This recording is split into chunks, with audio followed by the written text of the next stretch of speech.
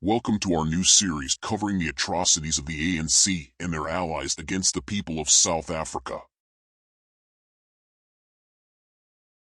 Former Umkhonto we Sizwe, MK, cadre who testified at the Truth and Reconciliation Commission about human rights abuses committed by the ANC in exile, says former ZIPRA commanders should have been summoned too because, he claims, they did nothing to protect them from torture by Mbokodo thugs while attached to ZAPU camps in Zambia. ZIPRA were MK allies during the struggle for Zimbabwe's independence and against apartheid. Speaking in an interview at his home in the Cape Town township of Langa, the former MK cadre told me he had recommended to the commissioners that ZIPRA commanders be called to give evidence about the abuses that took place in Zambia and Angola in the late 70s. ZIPRA and MK, both backed by Russians and Cubans, had military camps in Angola and Zambia. The struggle veteran, whose guerrilla war name was Magagula, is still bitter about the way he and other cadres accused of being enemy spies were treated by the ANC in exile. I have not forgiven those Mbokodo criminals who tortured and killed my colleagues for nothing. I don't hate ZIPRA as a former liberation movement, but I hated its officers who did nothing when we were being abused by Mbokodo, Magagula told said. Mbokodo, a Nguni name for the grinding stone, was the ANC's intelligence organ whose last head was Jacob Zuma, now president of South Africa. The organization was accused by defectors and suspected spies of committing serious abuses in camps in Zambia and Angola. According to Magagula, some of the beatings and torture of MK cadres accused of being apartheid spies took place in the presence of ZIPRA officers from their intelligence organ, the National Security Organization, NSO, headed by Dumiso Debengwa. Magagula also lashed out at the late MK commander Joe Modis, whom he described as a bully. That's what he called him at the TRC hearing.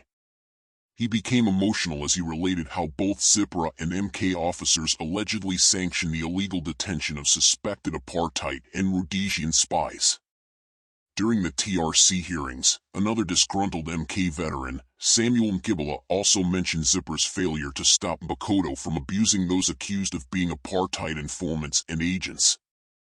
When I put it to Magagula that the command structures were different, he said the commanders of the two guerrilla organizations were like inseparable twins after their leaders set up the joint ZIPRA-MK military and political high command in 1966.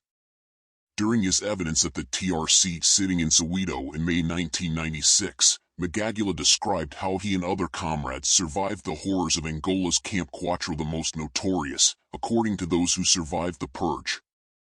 After completing my training in Angola, me and other comrades were sent to Zambia to do a survival course at a ZIPRA camp outside Lusaka. It was hell there, but thank God we survived, said Magagula, now in his 70s.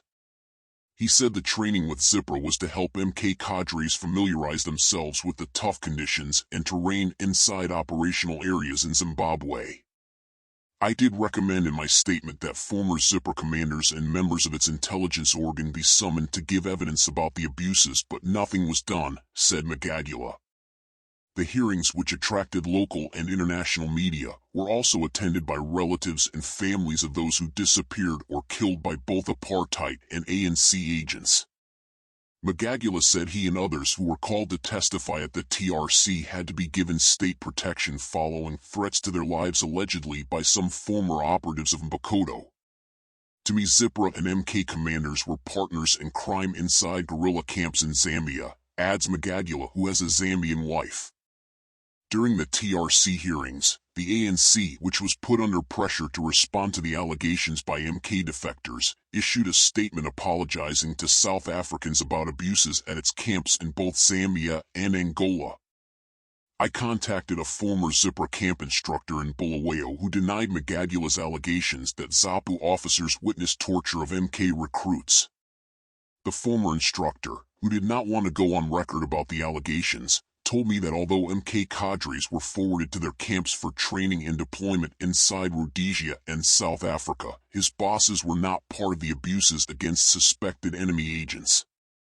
Some of those boys, MK recruits, were crybabies. When they arrived at Zipper camps, they behaved as if they were on a tourism roller coaster expedition and wanted us to treat them like tourists, said the former trainer.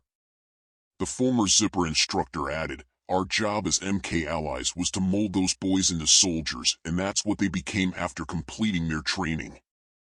We did not feed them with wild fruits as some of them claimed at the TRC hearings."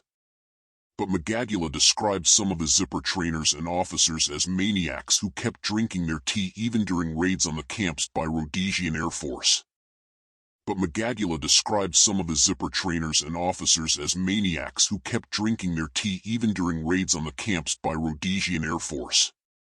Most of those Zipper commanders and camp instructors smoked marijuana because of the stress caused by the war. "That's why they behave like maniacs," Magagula told me. According to the former Zipper officer, the only MK guerrillas who were under their command were those who were attached to them inside Rhodesia. "Yes, we did have a joint military command to discuss the war and operations, but we were not part of the disciplinary matters of MK cadres in Zambia," the former officer told me. The Joint Zipper MK Military Command was set up after ANC leaders in exile who included Oliver Tambo approached ZAPU for military assistance. The agreement between the two guerrilla movements was signed by Tambo for ANC while James Chikarima, representing Joshua Komu, signed on behalf of ZAPU. The first joint MK Zipper military unit, comprising 80 guerrillas, was known as the Lutuli Detachment, in honor of ANC former president, the late struggle stalwart, Chief Albert Lutuli. The combined guerrilla force under the command of Zipper's John Dubé was deployed in Rhodesia in 1967, where it clashed with the Rhodesian forces in what became known as the Wankie Campaign. On the first day of the clashes, according to war records, 4 Rhodesian soldiers and 5 guerrillas were killed. After running out of supplies, members of the Lutuli detachment were forced to retreat into Botswana, where they were arrested and deported to Zambia.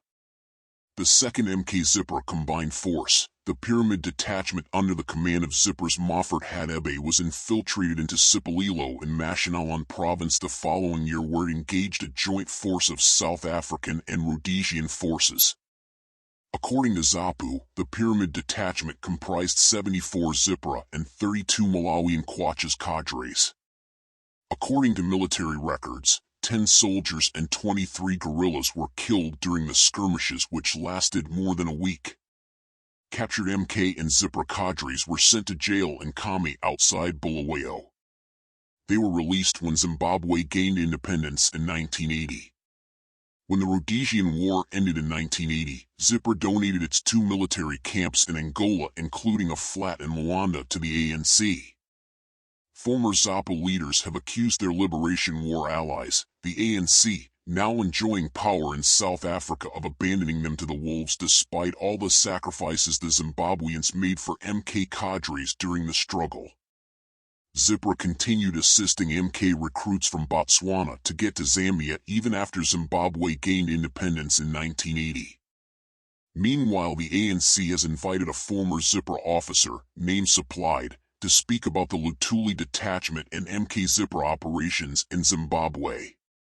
The meeting will be attended by politicians and MK veterans and is expected to be held at Lutuli House ANC headquarters on May 26. Zipper has also handed over to the ANC records of MK cadres who died in the Rhodesian War.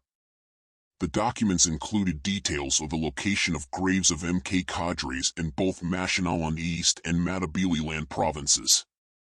Zipper, through the Mafila Trust, was also involved in identifying the graves of both ZAPU and ANC guerrillas who died in the war. ZAPU guerrillas operated in 3 provinces, Matabeleland, Midlands, and Mashonaland East. Note, all Zipper photographs in this story except the Quatro camp in Angola were taken in Zambia in 1977 by Zenzo Nkobi.